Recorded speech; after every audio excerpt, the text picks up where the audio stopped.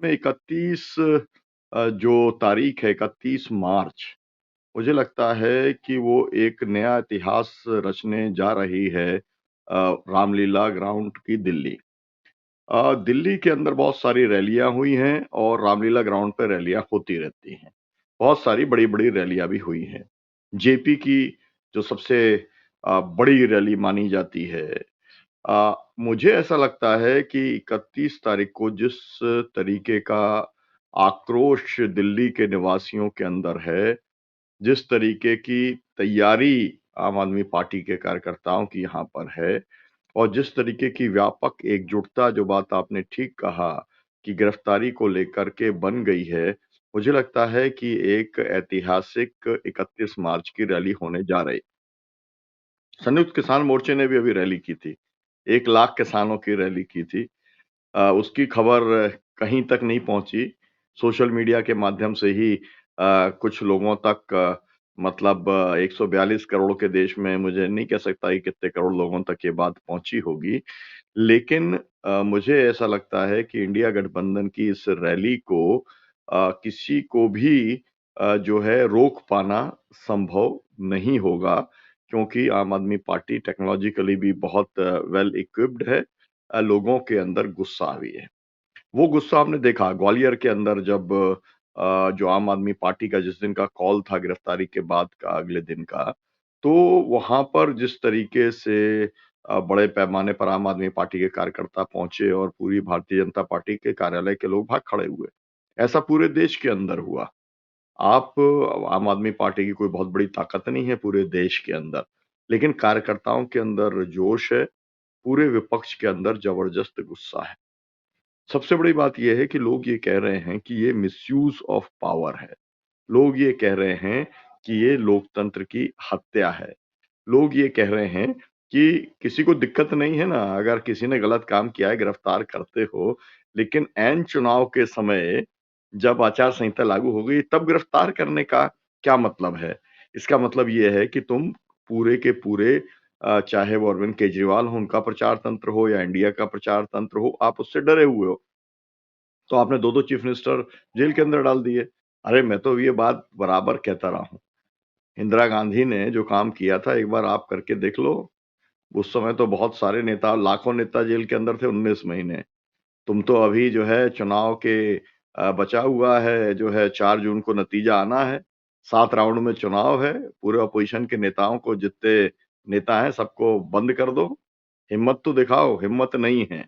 और इसलिए मुझको ऐसा भी लगता है मंत्री जी कि जब ये पूरा रिमांड का जो समय पूरा होगा, तो फिर जो है वो समझ गए हैं इस बात को कि उन्होंने बहुत बड़ी गलती की है।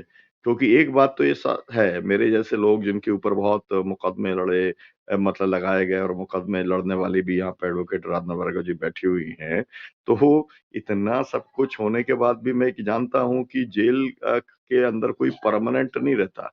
है ना? जेल कुछ ही समय के लिए रहती है, कुछ सालों के लिए भी रह सकती है, लेकिन कोई ऐसा नहीं है कि अरविंद केजरीवाल को जो है स्थायी तौर पे रखेंगे या मनीष सिसोदिया या संजय सिंह को या जो सत्येंद्र जैन को ज़मानत नहीं मिलेगी। अरे! बलात्कारियों को जब ज़मानत मिल जाती है, हत्यारों को जब ज़मानत मिल जाती है तो इन्होंने जो भी मतलब अगर आर्थिक कोई ऑफ़ेंस किया है तो उसका केस चलेगा।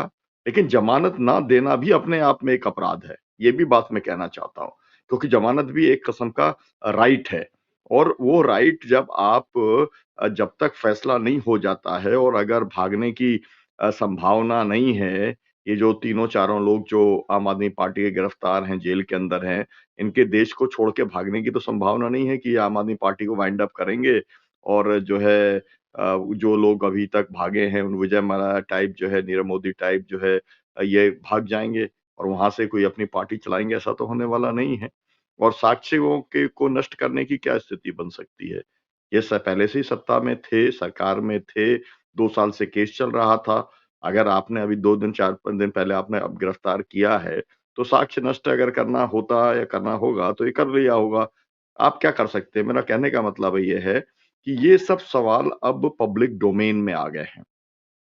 आज जो है महत्वपूर्ण बात जो हुई है, उन्होंने जो चिट्ठी लिखी है वो पानी को लेकर के लिखी है कि पानी की बहुत बड़ी समस्या है, उसके ऊपर ध्यान दें आतिशी एक ऑर्डर पे उन्होंने पास करने का काम किया है। अब सवाल ये है कि लोग ये सवाल उठा रहे हैं कि भाई नैतिकता के आधार पर इस्तीफा दे देना चाहिए। अगर एक इतनी अनैतिक एक प्रधानमंत्री बैठा हो, अनैतिक सरकार बैठी हो, जो हर अपोज़िशन के आदमी के ऊपर मुकदमा लगाने को तैयार हो, उन्हें जेल भेजने को तैयार हो, तो क्या करा जाए? अपोज़िशन की जितनी विपक्ष की सरकारें हैं वो अपने आप ही सबको छोड़ देना चाहिए क्योंकि किसी के ऊपर ही मुकदमा लग सकता है और जब जेल जाएँगे तो आपको छोड़ देना चाहिए, नैतिकता यही कहती है।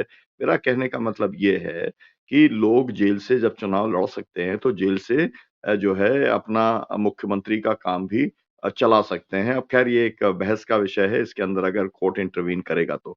इसके आगे मैं आपसे ये कहना चाहता हूँ कि पूरे देश में संयुक्त किसान मोर्चे ने 14 मार्च को जो बड़ी एक 1 लाख किसानों की रैली की थी, उसमें निर्णय किया था, भाजपा को बेनकाब करो, भाजपा को जो है सज़ा दो, भाजपा को दंडित करो और इसको लेकर के पूरे देश में कार्यक्रम आयोजित किए गए।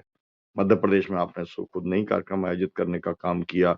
हम जो है खुद ग्वालियर के अंदर 3 कार्यक्रम हमने आयोजित किए जिसके अंदर खुद एडवोकेट आराधना भार्गव भी उसके अंदर मौजूद थी। तमाम सारी जगह रीवा से लेकर के और बड़वानी तक तमाम सारे कार्यक्रम हुए और पूरे देश के अंदर कार्यक्रम हुए। मतलब मैं ये बता सकता हूँ कि 2-3 हज़ार तो लोगों ने फ़ोटोग्राफ और वीडियो एसकेएम के जो ग्रुप्स हैं संयुक्त किसान मोर्चे के, उसके ऊपर भेजने का काम किया है। तो बात बहुत आगे तक जा रही है।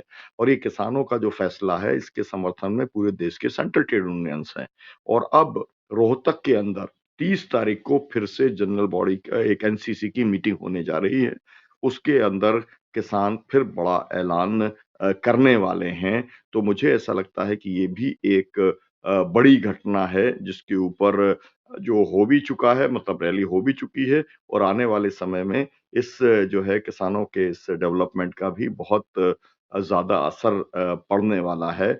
मैं आखिरी बात ये कहूँगा क्योंकि और जो है हमारे पैनलिस्ट उनको अपनी बात कहनी है। मेरा कहना ये है कि असल में मोदी जी और भारतीय जनता पार्टी मुझे लगता है कि कहते तो ये हैं कि वो दुनिया की सबसे बड़ी पार्टी हैं।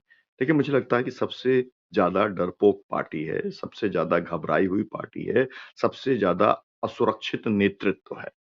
और अगर ऐसा नहीं होता, तो आपने पूरी तैयारी कर ली थी। 22 तारीख को आपने मंदिर बनवा लिया, मंदिर के नाम पर आप जो है राम जी आपका बेड़ा पार करेंगे, हो जाता। लेकिन आप रुके नहीं, बेड़ा पार करने के अंदर 2 दिन में ही आपको समझ में आ गया कि बेड़ा पार होने वाला नहीं है। तो आपने जो राहुल की यात्रा चल रही थी, आपने उस पे मुकदमा लगाने का काम आपने कर दिया। फिर आपको लगा कि इससे भी कुछ बात बनेगी नहीं, क्योंकि जो हेमंत विश्व शर्मा है, वो तो अभी भी आज भी बोल रहा है। आज भी उसके अंदर ये बयान दिया है कि लोगों को बच्चों को लेकर के, मुस्लिम आबादी के बच्चों को लेकर के उसने आज एक बयान देने का काम किया है। फिर मुसलमानों की शादियों को लेकर के आज उसने बयान दिया है। मतलब वो ध्रुवीकरण का काम डेली बेसिस के ऊपर करता है, रोज़मर्रा के ऊपर वो काम ये करता है। जिसके ऊपर जो एक हेट स्पीच है, जिसके ऊपर सुप्रीम कोर्ट को कार्रवाई करनी चाहिए, वो कार्रवाई करने को तैयार नहीं है। खैर बात आगे बढ़ी, ज्ञानवापी आ गया, है ना? पूरा नीतीश का किस तरीके का अपहरण हो गया वो देखा। किस तरीके का जो है झारखंड के अंदर सरकार को खरीदने की कोशिश हुई, मुख्यमंत्री को जेल भेज दिया। उसके बाद चंडीगढ़ के अंदर किस तरीके का हुआ। मेरा कहने का मतलब ये है कि रोज़ एक नया प्रयोग करती है मोदी सरकार, उनकी पूरी टीम, लेकिन हर बार उन्हें लगता है कि अभी भी 272 के पार हम हो नहीं रहे हैं। जो बात अभी कही गई कि 370 और 400 तो हमने कह दिया, लेकिन वो जो है हमारी गले की फांस बन गया है। इसलिए फिर एक कोई स्टेप उठाते हैं और ये ऐसे ही स्टेप उठाते-उठाते अरविंद केजरीवाल को उन्होंने गिरफ्तार करने का काम किया हुआ है। तो ये घबराई हुई पार्टी है या सुरक्षित पार्टी है, इसको लगता है कि हमारे पास में ही हज़ारों करोड़ रुपया जो हमने इलेक्टोरल बॉन्ड से अनैतिक तरीके के क्योंकि अब तो ये बात साफ है ना, कि जब सुप्रीम कोर्ट ने ही कह दिया ना कि अनकॉन्स्टिट्यूशनल है तो उसे करना तो ये चाहिए था कायदे से जो है सुप्रीम कोर्ट को कि उसको जब्त कर लेना चाहिए था।